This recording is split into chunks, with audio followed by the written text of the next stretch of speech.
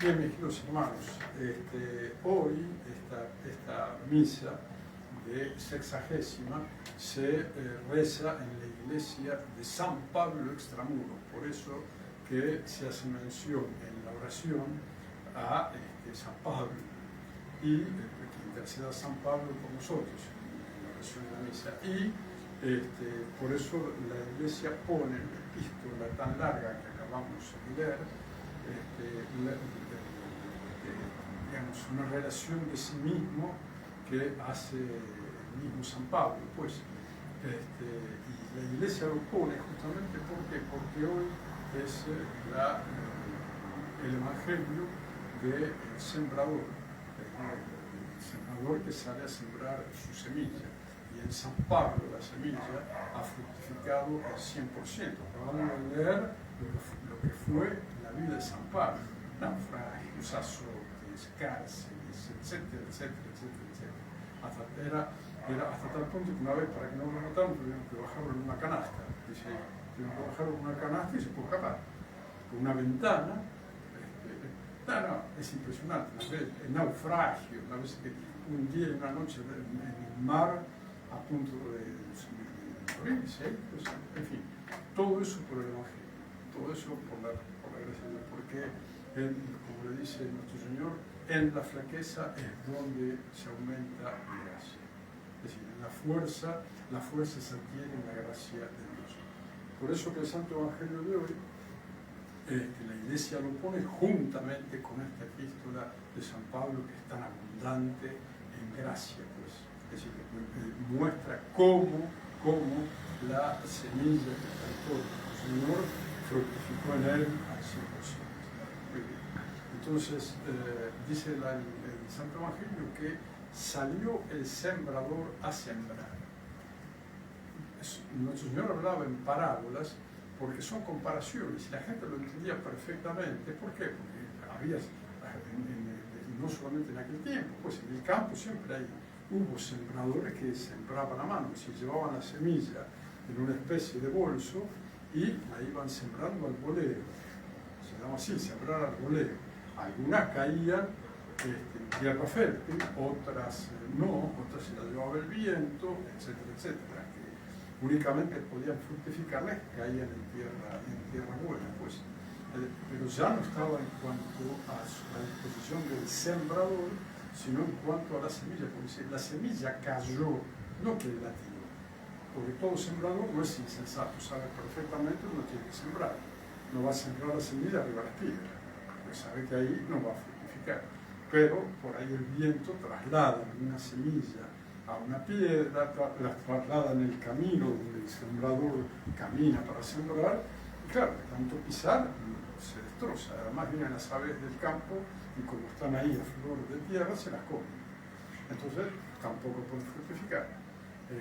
Y tampoco va a ponerse a sembrar donde hay espigas, espinas y cardos. ¿Para qué va a hacer eso? ¿No? Por eso ningún sembrador es insensato. Cuando siembra sobre buena tierra. Solo que alguna semilla cae donde no corresponde. Entonces no puede fructificar. No puede fructificar. Si cae en el camino, lo que acabamos de decir, no puede echar raíces. No puede echar raíces. Son aquellos que escuchan la palabra de Dios, lo explica nuestro Señor ahí mismo en el Santo Evangelio. Él mismo se encarga de explicar esta parábola, pues se predica a los apóstoles. Y también hace referencia digamos, que históricamente a lo largo de los periodos de la Iglesia Católica, todo lo que iba a suceder, las herejías, la apostasía, etcétera, etcétera. O sea, y justamente son aquellos que han recibido la palabra de Dios y no la han fructificado. Por eso dice, el que tiene oídos para oír, oiga, no se haga el desentendido. Porque nuestro Señor después, justamente al final, hace esta advertencia. Dice, cuidad de escuchar bien. Al que tiene se le dará, y al que no tiene, aún lo que cree tener, le será quitado. ¿Sí? ¿Qué es lo que le es quitado lo que creen tener? A los que creen tener. A los hipócritas, a los fariseos, a los herejes, a los sigmáticos, etc., los que creen tener así que por eso que es tan importante que la semilla caiga en terreno bueno, donde hay una buena tierra para germinar, pues escuchar la palabra de Dios con la disposición. Esto se refiere a la disposición de cada alma, se refiere a la disposición de cada uno. Dice, salió el sembrador. ¿De dónde salió? ¿De dónde salió? La palabra es el verbo pronunciado. Cuando uno tiene el verbo, es lo que está en la cabeza. Uno tiene un concepto que se llama, ¿no? El concepto, lo que concibe, se llama verbo. Y ese verbo pronunciado es la palabra. Entonces, salió el sembrador. ¿De dónde salió? Salió del seno de la Santísima Trinidad, porque es el verbo, es la palabra de Dios. Salió a sembrar la palabra de Dios. El verbo, la segunda persona de la Santísima Trinidad, es el verbo encarnado. Salió del seno del Padre a sembrar el reino de Dios. Es extraordinario esto, es extraordinario, porque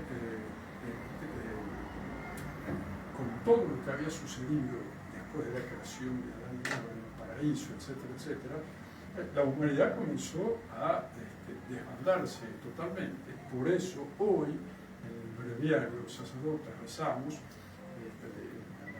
las lecturas, comienza a hablar de Noé y del arca, porque ya la humanidad se había apostatado tanto, se había degenerado tanto que Dios dice la Escritura que como que Dios estaba arrepentido. Entonces encontró un hombre que era Noé, que se mantenía firme, y a él le hizo construir el arca y le dio a la humanidad 100 años para arrepentirse, y no hicieron. Antiguamente los hombres vivían, antes del diluvio, vivían hasta 900 años.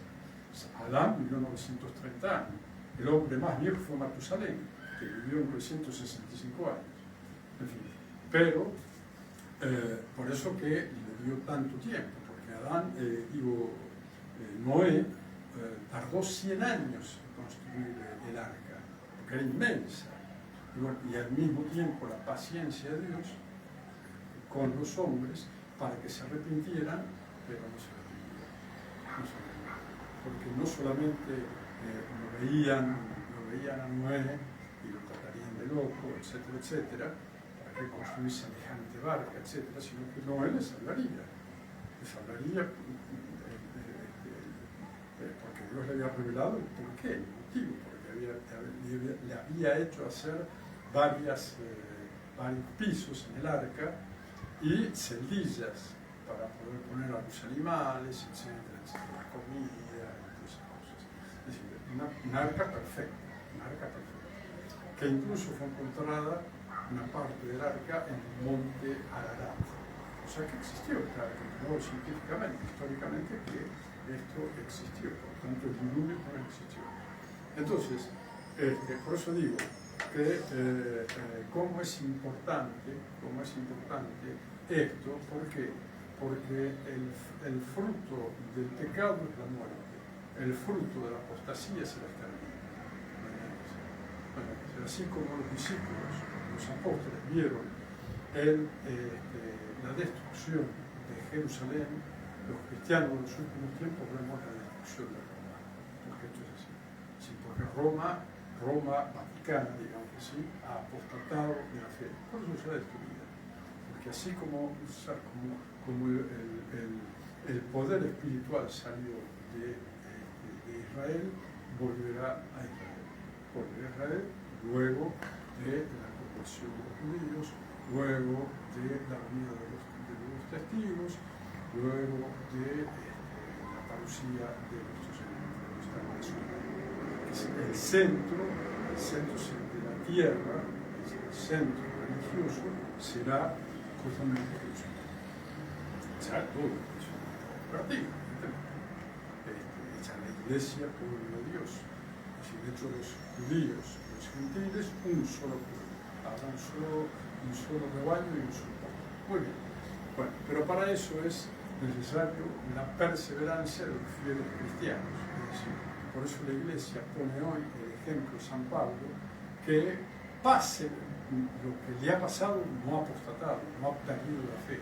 Pase lo que pase, suceda lo que no suceda, no se puede perder la fe, porque la gracia de Dios es más fuerte que las tribulaciones, que el mundo, que las persecuciones, que las calamidades, que las enfermedades, que los disgustos, lo que sea. La gracia de Dios es más fuerte. Por eso que hoy la Iglesia nos invita a los cristianos a la perseverancia fiel, a la perseverancia en la fe, para que demos fruto abundante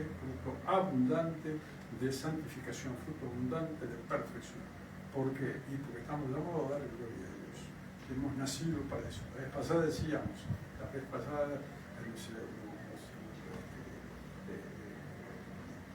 recordábamos el por qué habíamos nacido. Nacimos para Dios, nacimos para el cielo, nacimos para amar, servir, conocer a Dios en esta tierra y después conocer a Dios en el eterno. Bueno, hemos nacido por eso. Por eso que la gracia santificante apunta a eso. Salió el sembrador a sembrar, que la semilla, la palabra de Dios, que Jesucristo ha sembrado en nuestros corazones, no sea efímera, que nada nos distraiga de esta finalidad. ¿Y qué hace así? Entonces, que la gracia de la Santa Misa de hoy, Dios nos la conceda en aquella que ha fructificado el 100%, que no le ha negado absolutamente nunca nada a Dios y que esa por eso es la reina de los cielos, pues es la madre de Dios.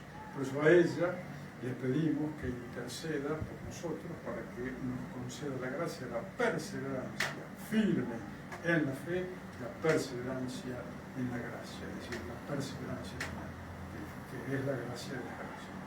Morir en gracia de Dios, pues, a eso estamos llamados. Pues. Muy bien.